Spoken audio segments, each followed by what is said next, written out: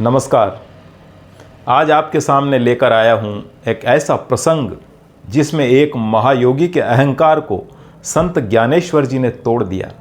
संत ज्ञानेश्वर और चांगदेव महाराज की बड़ी अद्भुत मुलाकात की कहानी लगभग 800 साल पहले की बात है। महाराष्ट्र की धरती पर एक ऐसे योगी हुए जिनके चमत्कार को देखकर लोग उन्हें स्वर्ग से उतरे हुए देवता ही मानते थे। उन्होंने सैकड़ों वर्षों तक तपस्या, साधना और योगाभ्यास करके अलौकिक शक्तियां प्राप्त कर ली थी। वे बड़ी आसानी से शेर पर सवारी करते थे और हाथ में अजगर को लगाम की तरह थाम लेते थे। उनकी सिद्धियां इतनी जबरदस्त थी कि लोग उन्हें देखते ही प्रणाम की मुद्रा में आ जाते थे। वे महायोगी थे चांगदेव महाराज। इन्होंने अपने योग बल से 42 बार अपनी मौत को टाल दिया था। कहा जाता है कि वो इस धरती पर 1400 वर्षों तक जिए थे। लेकिन जहां सिद्धियां आती है वहां पर एक और खतरा आ जाता है, और वो खतरा होता है अहंकार का। अच्छे अच्छे ज्ञानी और विद्वान भी चापलूसों के बीच में घिरे रहकर अहंकारी हो जाते हैं। तो चांगदेव के साथ भी ऐसा ही हुआ। कुछ चापलूस किस्म के लोग जो हमेशा ही उन्हें घेरे रहते थे, ऐसे लोगों के लगातार संपर्क में रहने की वजह से चांगदेव को प्रशंसा या तारीफ सुनने की आदत सी हो गई और वे अहंकारी हो गए। इस बीच जब उन्होंने सिर्फ 16 वर्ष के संत ज्ञानेश्वर की प्रसिद्धि के बारे में सुना तो उनके मन में विचार आया कि संत ज्ञानेश्वर से मिलना चाहिए।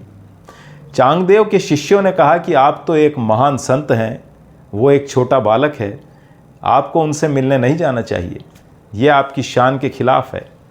यह सुनकर चांगदेव के मन में अहंकार जाग उठा, लेकिन मिलने की इच्छा बनी रही। तो वे संत ज्ञानेश्वर को पत्र लिखने बैठ गए। लेकिन अपने से उम्र में काफ़ी छोटे संत को क्या कहकर संबोधित करें?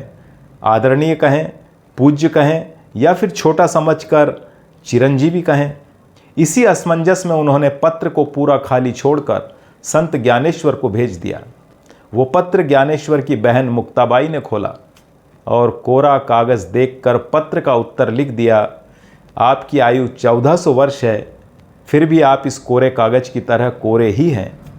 ये पत्र पढ़कर चांगदेव महाराज के मन में ज्ञानेश्वर जी से मिलने की इच्छा और भी बढ़ गई, और वे अपने सिद्धि के बल से एक शेर पर सवार होकर भयानक काले सांप की लगाम लगाकर संत ज्ञानेश्वर से मिलने के लिए निकल पड़े।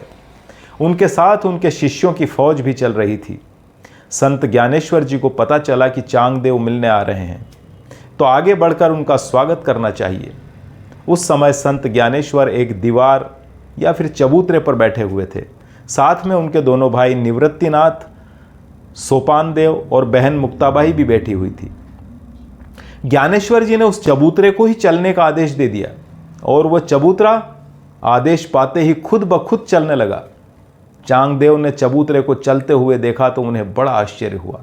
उनका विश्वास पक्का हो गया कि संत ज्ञानेश्वर मुझसे श्रेष्ठ हैं, क्योंकि मैं तो जीवित प्राणियों को ही वश में कर सकता हूं, लेकिन ये तो निर्जीव वस्तुओं पर भी आदेश चला सकते हैं। उसी पल चांगदेव महाराज शेर से नीचे उतर गए और संत ज्ञानेश्वर जी के चरण छूकर उनके शिष्य बन गए। मित्रों, इस कहानी से हमें ये शिक्षा मिलती है कि सिद्धियां या शक्ति चाहे कितनी भी बड़ी क्यों न हो, ज्ञान और विनम्रता के बिना अधूरी है। तो मिलते हैं किसी और कहानी के साथ। तब तक स्वस्थ रहें, मस्त रहें। नमस्कार।